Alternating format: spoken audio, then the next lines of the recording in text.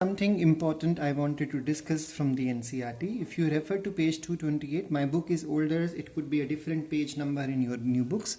So when you read this paragraph, you will find something interesting. During the process of respiration, oxygen is utilized and carbon dioxide, water and energy are released as products. Now the combustion reaction requires oxygen, but some cells live where oxygen may or may not be available. Can you think of such situations where oxygen is not available? We all know that there are marshy areas, there are salt-filled lagoon areas, or there are you know that mangroves grow in area where there is lot of salt in the water, hypersaline, that means too much of salinity in the water. In such condition, oxygen is hardly available or very less amount of oxygen is available. In such areas, organisms are still surviving.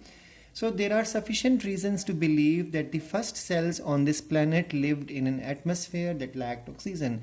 Now in your 12th class, you'll be learning the chapter 7th, that is the evolution. In that topic, you will come to understand that when Earth was formed, initially there was no atmosphere, and then slowly an atmosphere developed, but that atmosphere was without free oxygen. So the atmosphere was reducing atmosphere, and today the environment we have, carries good amount of free oxygen. That means today the environment or the atmosphere around us is oxidizing environment. So I'm repeating again, initially there was no atmosphere, then atmosphere came, and the initial atmosphere was without oxygen, or which is called as reducing atmosphere, and today's atmosphere has free oxygen, and that is called as oxidizing atmosphere. So there are sufficient reasons to believe.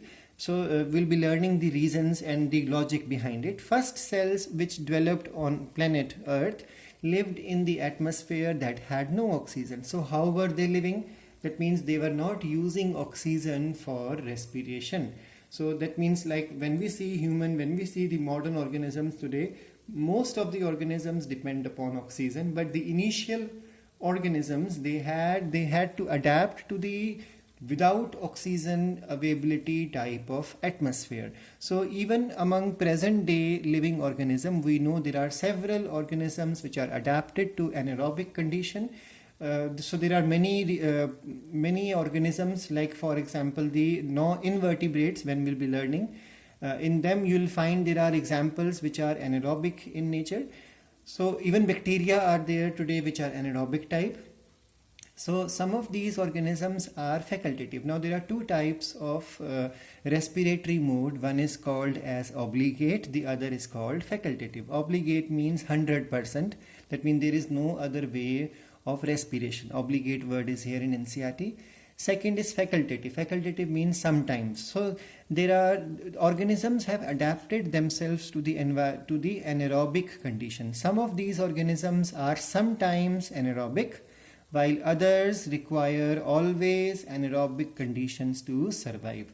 In any case, living organisms retain the enzymatic machinery to partially oxidize glucose without the help of oxygen, and this breakdown of glucose to pyruvic acid is called as glycolysis. In your 10th class, there was a box which was depicting the concept, so that's the same thing here, that glucose is broken down without the need of oxygen. So today what has happened, oxygen is there in the atmosphere, but that same old machinery which started in the prokaryotic organism continues to be present in the human's body also, even in the plant's body also, and that is the first step of respiration is without the use of oxygen.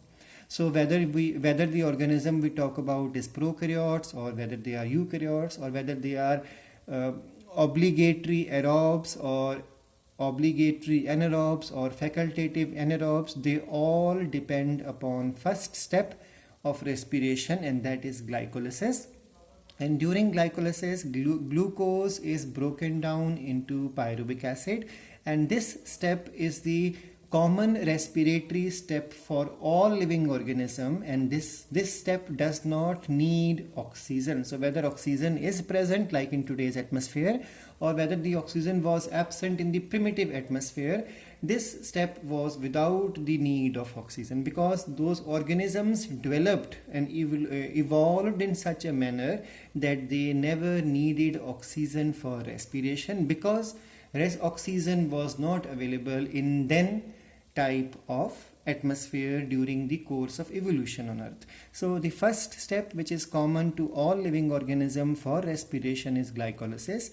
If you break this word, glyco here stands for carbohydrate, or better to say glucose, and lysis stands for splitting, or lysis stands for the breakdown. So breakdown of glucose into pyruvic acid is called as glycolysis. Please remember, it occurs in cytoplasm. It occurs in cytoplasm. That means whether it is prokaryotic organism or eukaryotic organism, cytoplasm is common to all living organism. So that's why the glycolysis, during which 6 carbon sugar breaks down into 3 carbon acid. So one molecule of glucose will break down into 2 molecules of pyruvic acid in the process called as glycolysis. Let's quickly go through it. So the first organism that evolved, they lived in an oxygenic environment. That means oxygen was absent. Therefore, they adapted to the anaerobic conditions.